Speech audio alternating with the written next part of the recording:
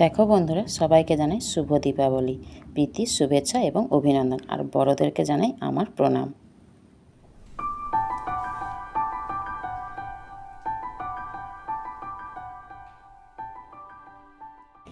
এই নারকেল নাড়ু বাংলার এক বিখ্যাত জনপ্রিয় মিষ্টি জাতীয় খাবার।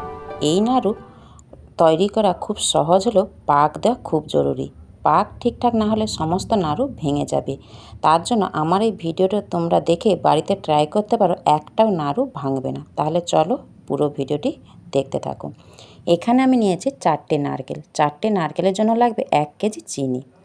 চিনির পরিমাণ যদি ঠিকঠাক থাকে আর পাক ঠিকঠাক থাকে তাহলে একটাও নাড়ু ভাঙবে না। কারোর বাড়িতেও যদি নিয়ে যাও একটাও নাড়ু ভাঙবে না। তাহলে চলো দেখতে থাকো। এখন এই নারকেলটাকে 4টে নারকেল আমি ভেঙে নিয়েছি। ভেঙে নিয়ে নারকেলটাকে ভালো করে কুড়ে নিতে হবে। তোমরা তোমাদের পছন্দ মতো যা খুশি দিয়ে কুড়ে নিতে পারো। আমি এখানে একটা কুড়নি বঁটি নিয়ে নারকেলটাকে ভালো করে কুড়ে নিচ্ছি।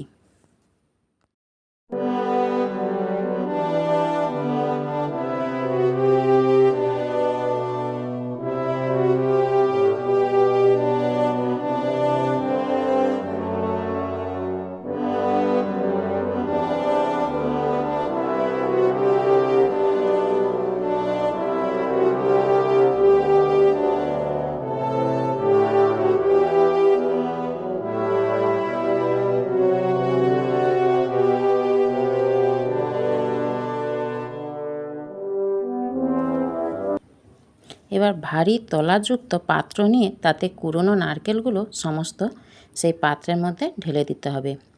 এবার নারকেল আর সেই 1 কেজি চিনি নিয়েছি। নারকেল আর চিনিটাকে ভালো করে মিশিয়ে নিতে হবে।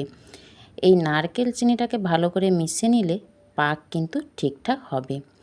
এই মিশ্রণটা পুরোপুরি নিচ থেকে উপর এবং উপর থেকে নিচ ভালো করে মিশিয়ে নিতে হবে। এটা পুরো মিশ্রণটা মিশিয়ে নিতে প্রায় 2 থেকে 3 মিনিট মতো সময় লাগবে।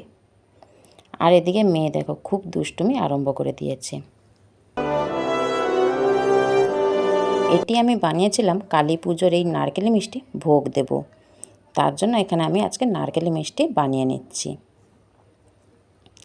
এরকম করে ভালো করে পুরো মিশ্রণটা মিশিয়ে নিতে হবে।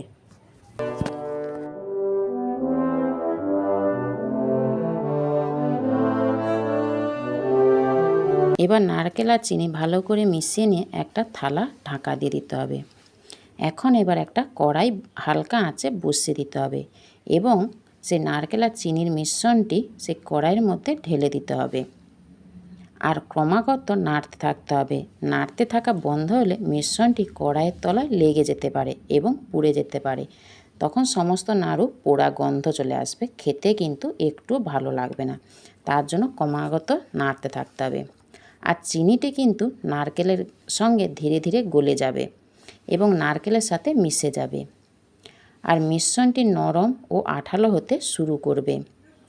মিশ্রণটি যতক্ষণ না আঠালো হয়ে আসছে ততক্ষণ কিন্তু ক্রমাগত 2-3 সেকেন্ড অন্তর অন্তর নাড়তে থাকতে হবে।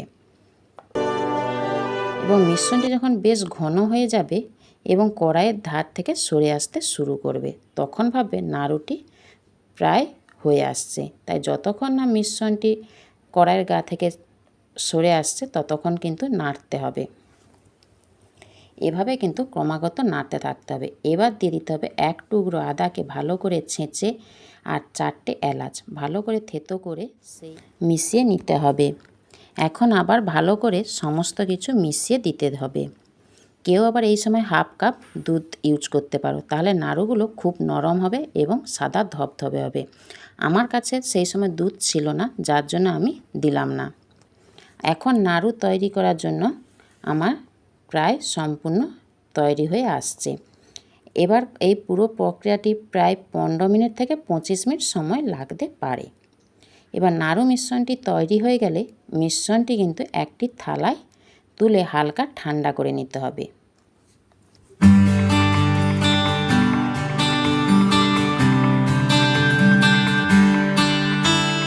পুরোপুরি ঠান্ডা হয়ে গেলে নাড়ু তৈরি করা খুব কঠিন হবে। তার জন্য হাতের তালুতে ঘি অথবা তেল মেখে নিতে হবে যাতে মিশ্রণটি একটু হাতে না লেগে যায়। এই গরম থাকা অবস্থায় কিন্তু অল্প অল্প মিশ্রণ নিয়ে হাতে তালুর সাহায্যে গোল গোল বলের মতো আকার দিতে হবে। এখানে কিন্তু আমার নাড়ু প্রায় রেডি। তাই তোমরা কিন্তু এই ভিডিওটি দেখে অবশ্যই বাড়িতে ট্রাই করতে পারো। একটাও নাড়ু ভাঙবে না এবং কারোর বাড়িতে নিয়ে গেলে একটাও ভাঙবে না এবং তোমরা বাইরে কিন্তু 1 সপ্তাহ এই নাড়ু রেখে দিতেও পারবে এবং ফ্রিজে 1 থেকে 2 মাস রেখে দিতেই পারবে, কোনো গন্ধ আসবে না। তাহলে চলো দেখা হচ্ছে পরের ভিডিওতে।